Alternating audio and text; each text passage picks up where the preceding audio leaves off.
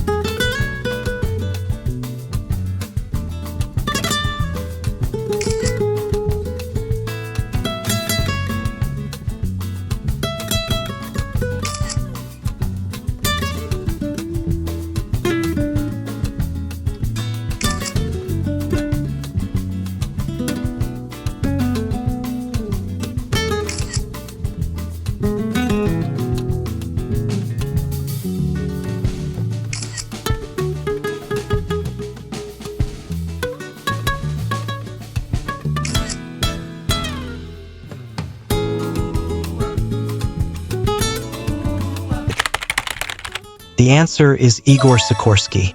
Designed by Igor Sikorsky and built by the Sikorsky Aircraft Division of the United Aircraft Corporation, the helicopter was the first to incorporate a single main rotor and tail rotor design. Thanks for watching. Remember to like, share, and subscribe our channel. See you next time for more adventures.